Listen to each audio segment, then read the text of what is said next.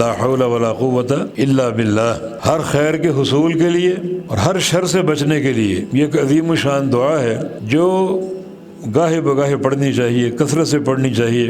حدیث میں آتا ہے کہ جنت کا خزانہ ہے یہ، جو بندہ یہ دعا پڑھے گا اللہ تعالیٰ اس کا جنت میں خزانہ ڈال دے گا۔ ایک بار پڑھو یا ہزار یا لاکھ بار پڑھو، کروڑ بار پڑھو، اللہ کے یہاں خزانوں کی کمی نہیں ہے، یہ خزانے بڑھتے ہی جائیں گے۔ اور جامع ترمذی کی ایک حدیث لا حول ولا قوت الا باللہ کو جنت کا دروازہ کہا گیا ہے، معنی اس دروازے سے وہ لوگ داخل ہوں گے جنہوں نے کثرت سے لا حول ولا قوت الا باللہ پڑھا ہو۔ اسے جنت کا ایک دروازہ الریان کے نام سے روزے داروں کے لیے، اس طرح باب الصلاح ہے، باب الصدقہ ہے، جن لوگوں کو صدقے سے محبت ہے اور کثرت سے وہ صدقہ دیتے رہتے ہیں وہ صدقہ کے دروازے سے داخل ہوں گے۔ جن لوگوں کو نماز سے محبت ہے وہ باب الصلاح سے داخل ہوں گے۔ اسی طرح جن لوگوں نے کثرت سے لا حول ولا قوت الا باللہ کا ذکر کر رکھا ہو تو اللہ تعالیٰ ان کا داخلہ اس دروازے سے فرمائے گا جس کا نام لا حول ولا قوت الا باللہ ہے۔